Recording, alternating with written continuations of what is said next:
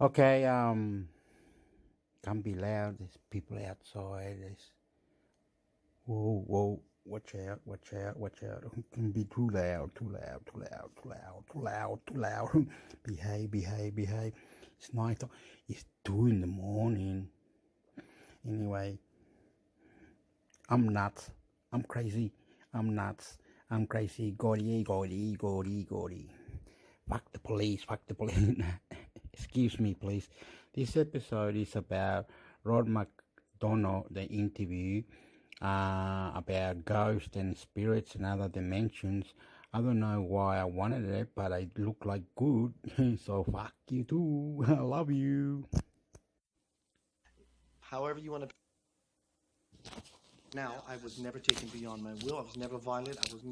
I never came to a state of consciousness feeling raped, invaded, violent. None of that. There was some dumbfoundedness. But the first night, thank God it was, from what I remember, moonlit night, starry night. There was some sort of light, so I can look around the house to find something to be tall enough to put myself back into my bedroom. So I found this cinder block and I propped it against the wall to lunge myself through my window. And this would occur often. There was nothing, it was all random. It wouldn't happen in particular sequence. Well, I go through the early phases of my life in adolescence, playing guitar, wanting to become a Catholic priest. And that all went to the closet, met the girl, wanted to be the rock star, Uh huh. got the girl, was a rock star, and when that all went belly up, I had nothing. She was my love, she was my sex, she was my intimacy, she was my food, my shelter, my transportation. An aspiring musician, so I'm basically taking what's coming my way. That all went away, and so I went back to the closet, and I pulled out an old ancient memory, which is my connection to that, which is beyond anything any of us can understand in our current frame of reference. But I think my earlier experiences, oh, we shoot to when I was about the age of 33. I'm watching the Discovery program channel, a program about aliens, and it all came flooding back. The who's, the when, the whys, and the wheres. I believe this early contact in my life was a contractual agreement, lovingly, thank God, um, that they came to me, still do, but at the earlier phase of my life, was to manipulate my energetic system, not only necessarily to impregnate me with Hmm. thoughts that would, and with these packets of light and information that later in my life, possibly 33 when I saw that Discovery Channel program, but to manipulate my energetic system, to have me come into a state of some sort of balance to be able to do the work that I'm doing now via 30 years of my life compressed into this book, Homecoming, Crossing the Bridge to the Soul, which is soon to be released. Describe the aliens if you could for us. Every shape, size, guys. Mostly my time with what I call others. Hmm. They're aboard these craft. I'm no joke. Is children. There are the elders or the wise ones, but it's predominantly children. There's enough, quote, as we call them, adults to handle handle whatever word you choose to maintain balance aboard these crafts. But it's most of the occupants are children, as if it's the children that it's all about. Now, what these beings look like, the further you get into the universe, not solar system and galaxy, the further you get from what we know as local space, the more stranger these beings will look in as far as appearance. Of course, the people who live in your country look like you, and the people who live in your state and so forth, your household, and as so on it goes. But they vary in appearances. But the ones that I've been fortunate to be in space with, always have a humanoid quality. They are bipedal, and some have 6 digits on hands and foot. But what happens when you aboard these craft? The first thing that happens is, oh my gosh, I'm in a spaceship, or I'm in another place, and there are others. That's why I call them others. And so the first thing that begins to happen is, oh, wow, that is someone that doesn't look like me. That's someone that sort of looks like me, but Hmm. not is of my kind. But after moments of being in this, pun intended, no pun intended, space with these others, all that begins to disappear because there's a language. Here we go back to the music again. There's a language that is spoken that can be heard only by those who choose to listen. And the language is, it's the nature of those very children, the curiosity, the wonderment, the awe, the innocence. What a powerful word that incorporates all those qualities I've named. But there is a signature of why all this is happening. It's the youthful, the innocence. And so the appearances begin to fade, and the commonality that I have with these others, though they may differ in appearance, it's beautiful to see different expressions of creator, but it's even more beautiful to see the creator in everyone as it is. Hmm. So, when it comes to the ETs, the extraterrestrials, are they part of the UFO phenomenon that we know today? And if so, why don't they just make their presence known for once and for all? Fantastic question. They are here. They do make their presence known. And not only do the ETs and craft make their presence known, most people get so caught up in the UFO hoopla Hmm. phenomena that they never take the time to ask themselves the question, who is actually piloting that craft? They are interested in the hardware. I'm interested in the software. Sure. But if we look to, let's say, YouTube or anywhere that you can find such videos, there is an experience, and that once I'm using this as an example because Hmm. you would say, I've seen many of those. When we look at the dome over the, what is it, the place in the Jerusalem, the dome, the rock, Temple of um, the Mount? the temple, yeah, Temple of the Mount. You see this thing come down. And some of my friends are actually the ones who are responsible for this video existing. And so when you see this orb of light come down, this is not a craft. This is not a ship. This is a sentient conscious being that comes down and hovers over this particular sacred site, and then it shoots back up like lightning into this craft. Because when you look to the sky, or at least when the video looks to the sky, you see all these red lights glowing as if there's some sort of large mother ship. So they definitely are here. And what was the second part of your question, Rob? I said, why don't they just make themselves known? Because they can't. Why? Because they can't. Because they can't. They cannot flout universal law because their level of intelligence tells them that they cannot. Because they know that in doing so, the very growth of their very own civilization will begin to move backwards. That's not their agenda. Their agenda is to contribute to the level that universal law allows because they want every sentient conscious being in this universe, levels we think exist, levels we know exist, even for spiritualists who can operate on multidimensional levels, on levels even that we can't. Beings that want to be a part of this experience. They know that they are going to grow as we ascend to this new world, this new humanity, the golden age. And so every being in the universe can aspire to humanhood, but it is only through human birth that the absolute, the pinnacle of creation, which is the human being, can ever be realized. So they know not to monkey where they can't. Now we have these other beings, of course, however you want to paint them, bad aliens, draconians, reptilians, demons, spoken about in many scripture.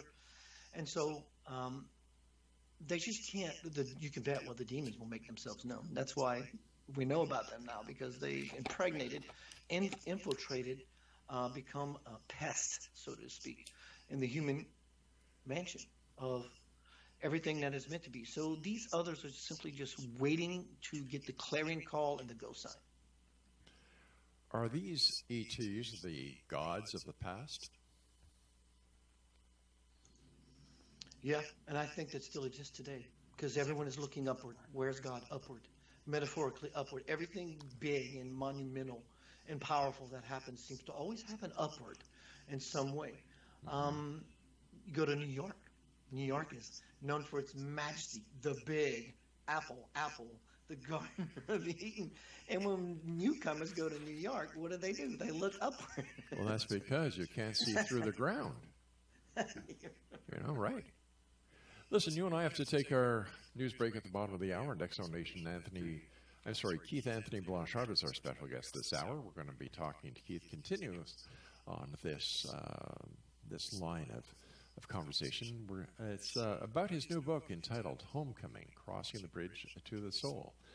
Once again, his website is www.KeithAnthonyBlanchard. This is the X Zone. I am Rob McConnell. We're coming to you from our broadcast center and studios in Crystal Beach, Ontario, Canada. If you'd like to send me an email, xzone@xzoneradiotv.com. On all social media sites, Xzone Radio TV.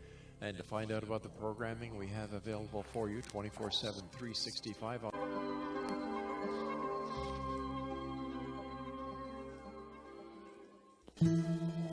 Blanchard.com.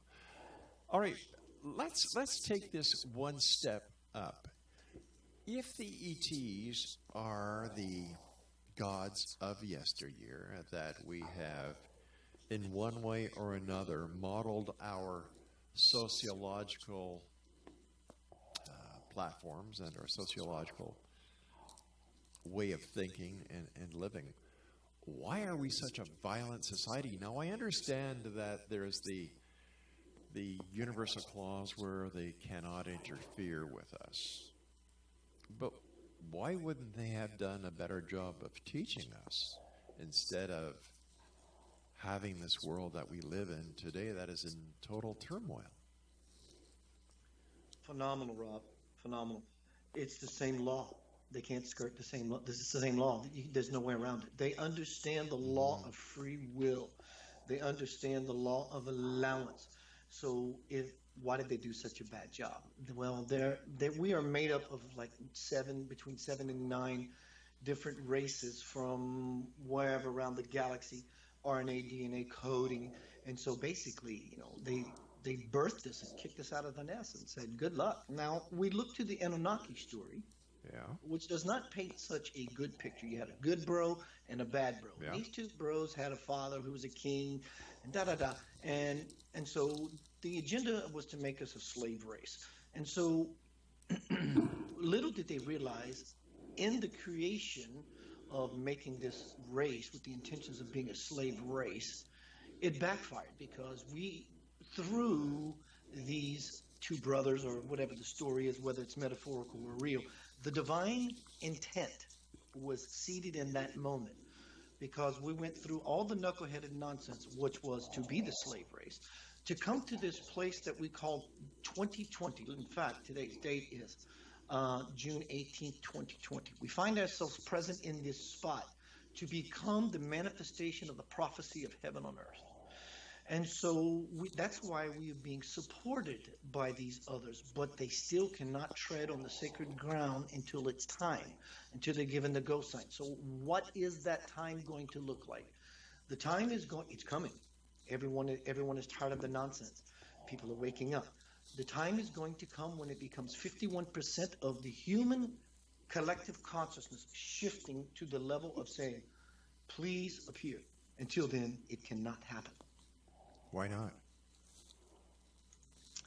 They won't do it. They just simply won't do it. But they know the law. If they did, well, every law has a little bit of leeway. If their presence could actually change the way that we perceive ourselves and our place in this existence, this cosmos, the universe, for the better, would it be not advantageous for them to make themselves known? They are. They're doing it in ways that those who are ready are able to see. Otherwise, their entrance would serve absolutely no purpose, because too many people would be afraid, and we would never get to the 51% human consciousness shift tilt mark. So there's an order in the way things are played out. We can say, let's just give you a gun and a badge and a hat and this cool looking uniform and call you a cop. Gun and a badge and a hat and this cool looking uniform and call you a cop. But it doesn't work that way. Everyone has to play the game accordingly so that the most influential, best possibility can be the outcome. Okay, I can buy that to a certain extent. Yeah. But I'm a father, you're a father. Our children are our creation. We will do whatever we need to do in order to try our very best to have our children become law-abiding citizens, fruitful members of society, people who do good for other people. And when we see them straying, we do everything we can to get them back on track. Now, if these ETs are responsible for our being here, and they're watching us, and they're not taking affirmative action into getting us to a better place because they're waiting for 51% of the population, in my opinion, that's not very good. It makes no sense. Yeah. So why don't they just, or why don't they just do it? Or is it because 51% of the world's population, in my opinion, will never agree on anything? I totally understand it, and totally. And that's a pretty phenomenal point, Rob. Actually, I'm somewhat befuddled, but what I would like to offer as my counter to that, not counter, but actually support, is your opinion, because Sure. you know what it's all about. You've met these people. Yes. You've I got would inside say- information, and your credo is why choose to believe when you can know. Sure. So what we have happening is karmic.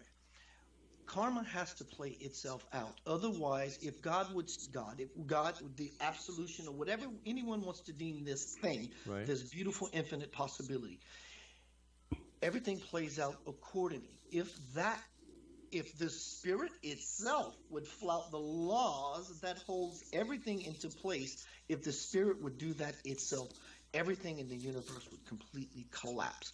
That being said, karma has to play itself out like a flower being blossomed. We don't just put the seeds in the ground and check the soil every day, because that would disturb the germinating cycle just to hurry up the process. Sure. But also, if God is omnipresent, present in all places at all times, even in that victimhood situation where the woman was attacked by someone with a knife by her car when she came out of the grocery store. Right. If spirit is present in all places, why doesn't spirit just step in and stop it? But here's the paradox. If you had a God-realized man standing in the proximity of this event, he would stop it. So it's all about perspective. So what is it? Is it a this or is it the that? That's the point. It's not the this nor is it the that. It's the other thing. It's from the level of being the observer that creates one to have the capacity to see the truth. Now, what is the truth? No one can tell anyone what the truth is, because the truth is not something that can use simple English words to put in a way to help one understand. It's very, very tough. It sounds like I'm being vague, but it's not. It's really tough to describe someone, Rob, the feeling you had being that guitarist in a band, right?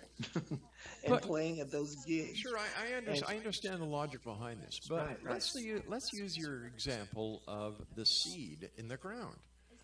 Now, as a gardener and as a farmer, people who are growing crops or growing fruit, vegetables, they know that in order to make something better, stronger, more fruitier, more resilient, they know how to grow it. They know what chemicals to add to the ground. They know how to prune the trees in a certain way, or how to take two branches to create a new fruit. They do this. So why can't the aliens or the creators do the same thing for those that they have created? Point taken, and that's very beautifully said. So let's call these people that you described, these gardeners, these good farmers. That's exactly what these extraterrestrials and ultra celestials, ultra terrestrials, the angelic kingdom, Yeah. are doing. They are good farmers. They are planting good seeds in the consciousness of people who are able to receive it, and even those who aren't.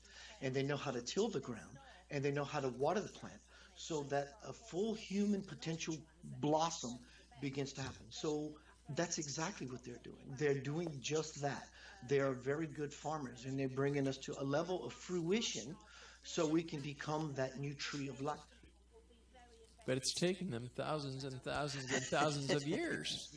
What you know, like, Yeah. to me, that doesn't sound like they're very good farmers.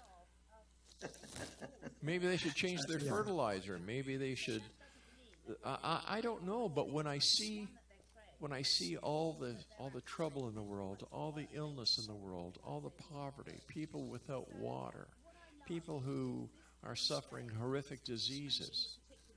Man, you know, like I said, as a father, I go out of my way. I would do anything possible, not only for my kids, but for people in general, to make Hurts my their heart. You know, so I understand the Prime Directive. Don't get me wrong. I used to watch Star Trek. However, there comes a time when they must step in, or else they are not who many people believe they are. Sure. And I know that they would definitely do exactly just that. They will step in. If a nuclear warhead is fired off, they will step in and disarm it. Well, let's hope we never find out. Keith, stand by. We've got to take our final break. Exo Nation, Keith Anthony Blanchard is our special guest. He's the author of Homecoming, Crossing the Bridge to the Soul. And we'll be back as we wrap up this hour here in the X Zone from our broadcast center and studios in Crystal Beach, Ontario, Canada. I'm Rob McConnell. Don't go away.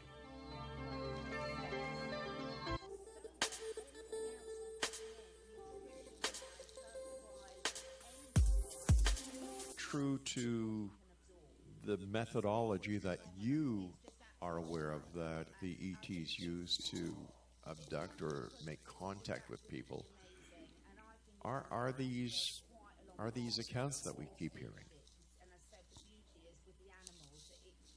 They're all true. They're all true in some way or another. Because whether they're true to anybody else, they're definitely, absolutely true to the person who makes said claim. Now, let's just put aside anyone who is just jacking around. But people who are very sincere about what they say, at least they believe it themselves. Now, in and of it, that itself is a reality Right. that one is completely submersing themselves in. So if everything is possible all the time, everywhere, then this is a said reality. There are dimensional bandwidths, realities, possibilities, truths, falses, which is a truth in and of itself, that exist everywhere. So everyone is always shifting. We're shifting in fact, you just shifted just now. And by the words I use, you shifted just now because I hyper-focused you on the fact that you're shifting. And so we're always moving through this wormhole, this cosmic infinite wormhole through space at gazillion miles an hour. I think they're very true, Rob. I think they are very true. The Travis Walton story, they're very true. People are truly being taken beyond their will. Now, whether this is part governmental, deep state, or black this and black that, or whether it's simply from an extraterrestrial or otherworldly phenomenon, I believe they're all happening, and it's all coming out. And we're living in this time where the veil is not only thinning, I think the door is completely cracked wide open. Yeah. And through that crack is coming the light, and the light is the truth. You may not like the truth. You can go tell your mom or your dad, and they may not like it, and there's nothing they can do about it either. And so my suggestion would be for everyone to simply find himself as that observer I mentioned earlier, which is the one who has the ability to be so cognizant, so aware of oneself, that you can simply pull back far enough esoterically and watch the movie as it unfolds in front of you. In fact, that's not only the best place, really the only choice you got. But what happens if all these people who claim to be having contact are just having impose delusions that there is no contact and that this is their way of escaping the reality of the world that they just don't want to face exist, that they're looking for somebody or something to save them that isn't there. Totally. That sounds true across the board. I mean, people would think of someone in a certain spiritual, new age, whatever movement, deem them crazy. It doesn't mean that myself or anyone who is a UFO contactee or believer, that their reality is truly their reality. And, we would call some people like that delusional, to use your word. But, I'm sure even my closest friends might follow a lot of my work, but there's some level, some ground they don't dare tread or walk on.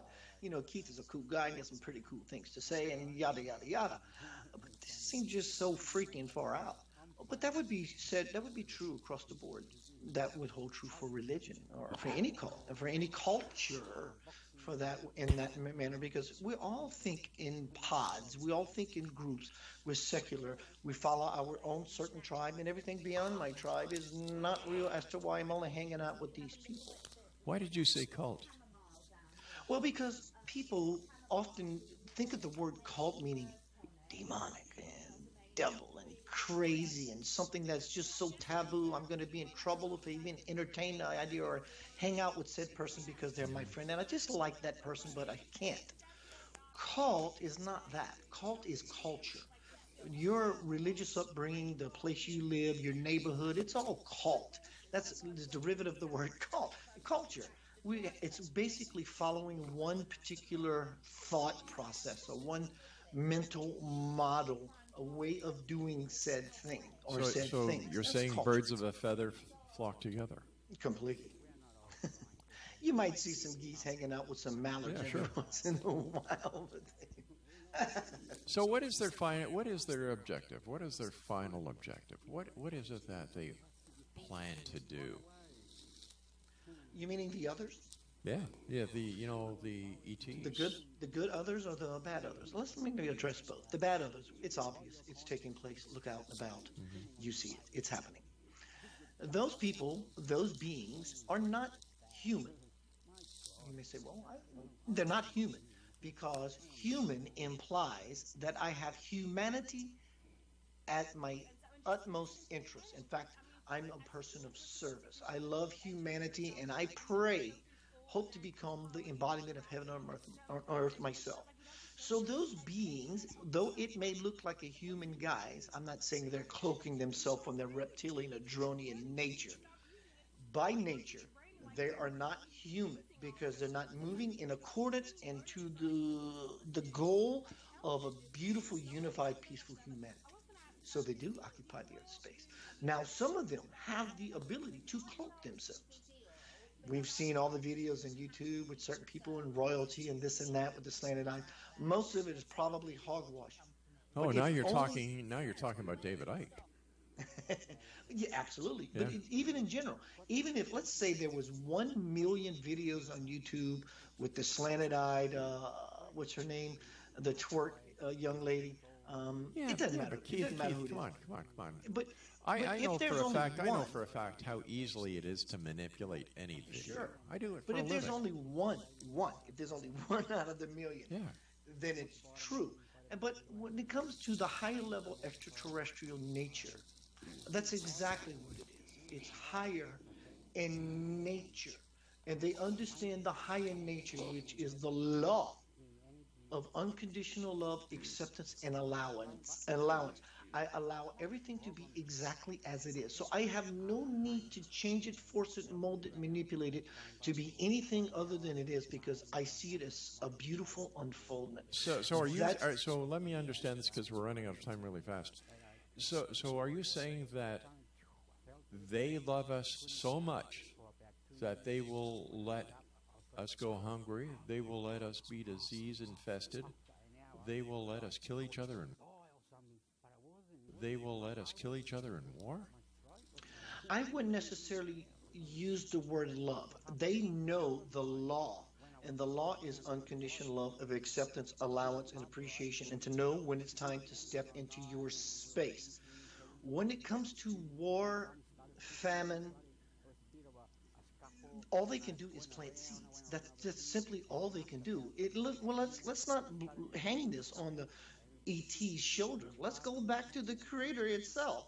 How could you, Mr. or Mrs. Creator, with all your power and everything that you can do by simply just winking an eyelash in your eye But to that's if you change all this? that's if you believe that that's how it happened. Right, right, right. And that would And apply. I hear a little bit of Catholicism coming into this conversation. Yeah. Well, there is a source from which everything is generated. So instead of hanging it on the extraterrestrial shoulders, let's go back to the source itself. But if Why but did if you do such a bad job? but if the ETs are the source, why are they then not doing what a source would do and improve the conditions or improve the model for which they created? Sure, but if the ETs, what is the source of the ETs? The ETs are just those gardeners. In a single seed lies the potential of thousands, infinite forests. And so where do we trace this actual seed back to where? We trace it back to the tree of life itself and hang it on that branch. So these ETs learn how to understand that they're just merely a branch of the tree of life. And the tree of life, in order for it to survive, to exist for infinity, there are certain things that have to be done, and it's allowing the flower itself to naturally unfold. They don't stifle or influence themselves in such a way that bucks the cosmic current. It's just they just don't do it. They can't. In fact, they bound to a code. They can't do it. But who are they bound to this code with? If they are With the creators, the higher levels, I would say that from beyond the ETs that we would call extraterrestrials, now enter the celestials and the principalities and the this, all the way back to the source of creation itself. So there's a law being enforced, to use a way of describing it, and followed. It can't be bucked. If you buck the current, rapids happen. What happens in the stream, any river that's moving, in the river of life, in the conscious river, the life consciousness stream, when we buck that current, trouble, turmoil, rapids begin to happen. There, I guess, like humanity, we're tired of getting our butt kicked. Hey, Keith, I hate to do this, but our time has come up for tonight. I want to thank you sir. very much for joining us. And Exonation, if you'd like to get more information about our guest for this hour, www.keithanthonyblanchard.com. Now, I'll be back on the other side of this break with the news at 6.5 minutes past the top of the hour as the X Zone continues with yours truly, Rob McConnell from our broadcast center. I'm gonna put the next one on. Oh, it's gonna go forever, Hector. Again. Silly boy. Okay, the next one coming up.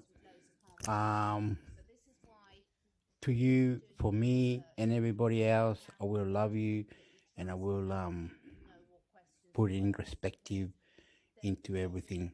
Brain power. God, you. Question, please. Here in Ohio, there's an area called Germantown, and they have a legend up there they call the Germantown werewolf, which is, this creature here. And prior to that, it was called the Butter Street Monster, and this was back in the 70s. Well, we talked with a lot of the farmers who said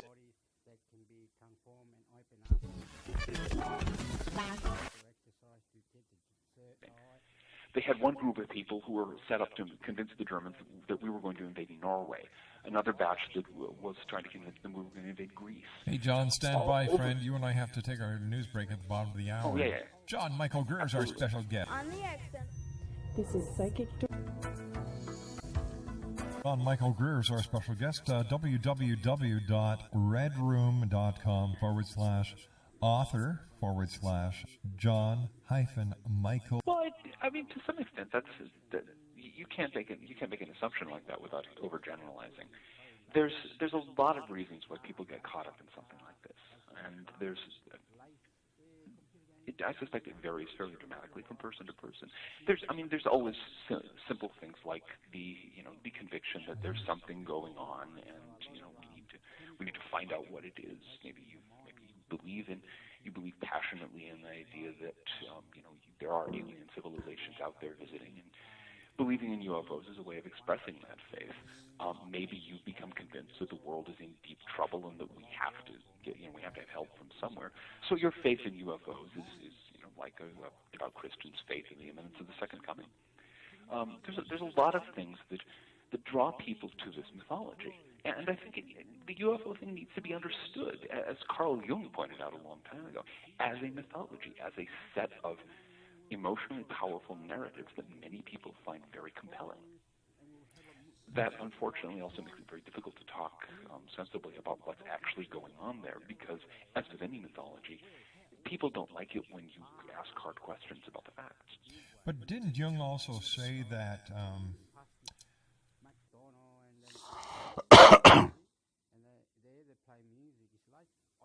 Now it's even No, okay. Palaka boots pita papich wow. Oh other God, make me champion. Oh other God, make me champion. I wanna wow. Beautiful. Ayo, ayo, tananina. Como ma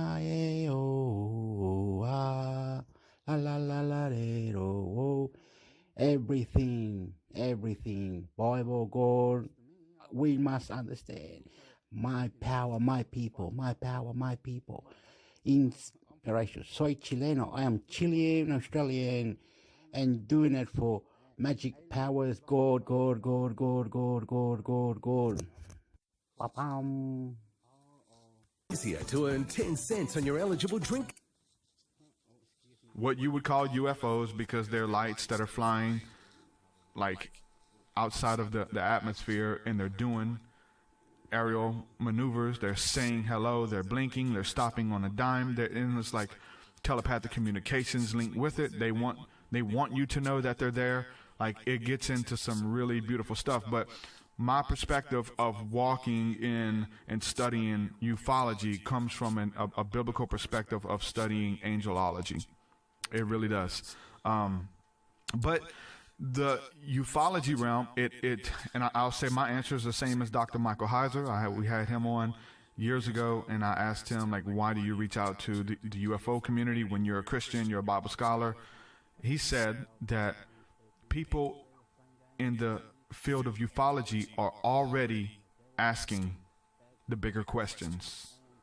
I'm telling you, a lot of people at church, they just show up. Like, then you can't go there and talk. You can't have these conversations with your average church people. They'll mark you. They'll kick you out. They'll tell people to stay away from you, whatever the case is. So Dr. Michael Heiser says the reason he approaches it, even from a biblical perspective, but he goes to the UFO conventions, he talks to the people, he uses those terms a lot of times, is because that field is already asking the bigger questions. So, yeah. And who's to say that people who are contacting what they call the Pleiadians are not contacting the angelic host? Maybe they live on a planet. I don't know that. We don't know that. I do know that it's somewhere out there, physically exists where they're going, and we can call it heaven as a physical place. Some people would research this kind of stuff, and I remember a friend of mine, he told me, he said, man, it makes me doubt my faith. It makes me doubt God, that if these aliens are real and maybe they created us and that they're out there, it makes me doubt my faith in Jesus. And maybe that's it for some people, but for me, it because I'm approaching this from a biblical perspective and doing it proves it for me. It doesn't negate it. It proves it. It proves that when we read where Daniel goes out there to pray and the angels are traveling back and forth bringing messages, and they're fighting principalities, and they're actually traveling back and forth from heaven to earth. They would fast and pray They would either fast or they would eat nothing. They would abstain from meat for about 2 weeks, and within that period of time, they would have an angelic encounter. They would get themselves in a vibrational state where they're expecting and they're going out there, and angels would approach them. Angels would appear to them. It happened to Jesus. Jesus was in the wilderness, fasting and praying for 40 days. Angels came and ministered to him. He was able to receive his calling, his destiny about what he was supposed to do through fasting and praying and dealing with angels. It's the same way for us. We look at Daniel. The same thing happened. He fasted for 2 weeks, eating nothing but fruits and vegetables, cleaning himself and getting in a spirit of expectation. Angels came to minister to him. It's the same way with us. I'm convinced of it. I've had it happen. I've seen things that blow your mind. I understand. I've given my heart to studying the spirit realm and angels and how they operate and what they mean for us. I've studied it from a demonic side of trying to contact demons and all of this stuff. And now I'm into the angel side. So I have a contrast there. So this information is not just coming. I watched a couple YouTube videos. Like, I come from dark occultism, like where demons want to inhabit your mind and take over your body and like really dark stuff. I come out of that. So there is a contrast there. So people would say, okay, just be careful. You guys are talking about the occult. You're interviewing UFO people. You got to be careful. All of this stuff. There has to be some type of contrast. And so you can't just tell somebody to stay away and not look into what God has put within them to look into, like for a reason. But that's what they'll do. If it's we cannot discourage exploration. We can't. That's what the church does. You know, they try to say, you know, it's demonic, stay away. End of story. Really? No. Spirits, nature spirits, angelic armies, watchers, cherubim, seraphim. The word seraphim means the fiery serpents. Therefore, when you go out, you can look up videos. There's people are catching this stuff on camera. You can look up videos and see this stuff. There's documentaries out there. You can look that up. The fiery serpents, when you're gazing into the night sky and you see a flame of fire shoot across the sky. Maybe it's a shooting star. What if it stops on a dime? What if it looks like a shooting star and stops in place? What if it moves and tags a star, and when it tags the star moves and goes into another direction? Also, the study on this that got me really into it, well, my research, God rest his soul now, but Patrick Cook with BibleUFO.com, which was the largest online database for biblical UFO cases in the Bible, or what could be UFO cases. And he also has the biggest historical cases and stuff for UFOs as well, dating back to like the 1500s, 1600s, like before technology is what it is. That website was phenomenal. When he passed away, his wife sold the website, you know, and deleted everything. You can go back. There's a website called Wayback Machine where it lets you find old websites. It's not in the search history, but it's still like it's imprinted. Wayback Machine will let you go and look up the website. Chris Garner, he's been posting a couple comments. He says that the Nag Hammadi scrolls seem to point to some spooky stuff, archons and aliens. Yeah. So with this, I mean, there is, you know, where do demons fit in? Where does possession fit in? So from a biblical perspective, we got to understand the term fallen angels. What happened? They fell. They were kicked out of heaven. Well, then we have to ask ourselves, what is heaven? Heaven, when the Bible talks about heaven, when it says, I was walking and I was caught up and I gazed into the heavens and seen a scroll. I gazed into the heavens and saw this. It's talking about the sky. These angels that fell were kicked out of the skies. They're banned from traveling those realms. Where did they fall to? Earth. Those spirits And the spirits of those deceased are here on the earth in the ethers, tormenting men, influencing kings, nations. They're here. Those that are out there, that's the Most High. This is their kingdom, the kingdom of this earth. The scriptures lets us know in Job, it says that the earth is given into the hand of the wicked. The wicked rule. The wicked are ruling right now. So there's going to come a time, I believe, whether you want to, and like all of these scriptures where we're talking about the Vedas, where we're talking about the Bible, all of them talk about this triumph or the return of the gods or whatever you want to call it, this triumphant return where those who created us are going to come back to take their rightful place. They've been watching over us from the beginning, before we even had technology. It's all throughout cave art and cave paintings. It's throughout the scriptures. It's all throughout the Bible. And they're going to return. And the wicked, this is their kingdom. They've had all of the nice stuff, and they've look at what they're doing to the earth and to the people of, like God's people. Look at what they're doing. It's demonic. They're going to have to give up their seats of power. They don't want to do that. And so that's where we are as far as what is the serpent seed of Genesis, and what is the seed of the woman, which is who we are, the sons and daughters of God. And the serpent seed, that's why everything goes back to the serpent. It goes back to the snakes, the serpent of the garden, all of this. So Felix in the chat says, angels can heal us. They use light. Yep. We all have guardian angels. They're watching over us, and you can see them. If that's your heart's desire to see them, you can do it. You can go out under the night sky, whether you're fasting, whether you're praying, go out there, give yourself enough time.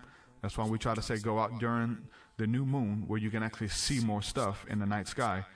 We went out on the 15th of this last month, and we did our first global CE5 contact initiative. I seen 4 within an hour.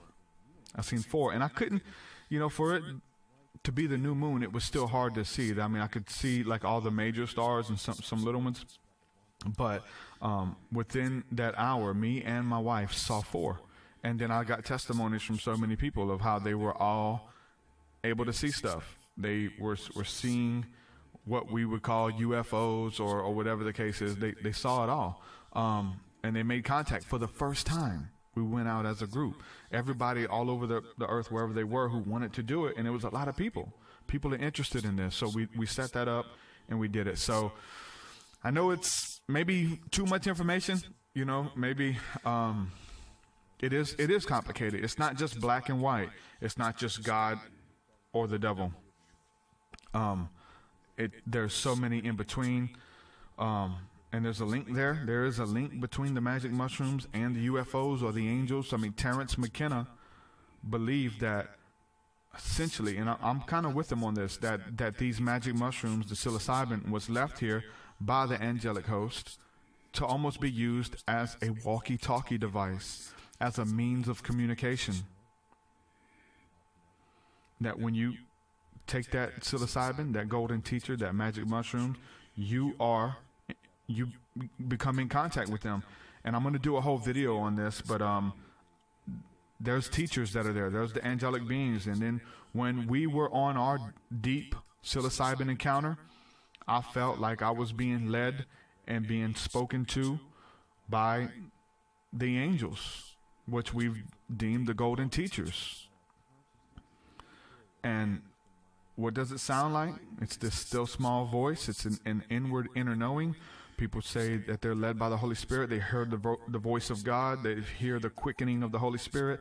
Jesus says, my sheep know my voice, and the stranger they shall not follow. It's the same voice. It's the voice of love and of peace, and that will lead you into all truth. That's the voice. And so on the psilocybin encounter, we're led by the golden teachers into a life review, healing into the past, being okay with who you are, not becoming something, but that you already are this.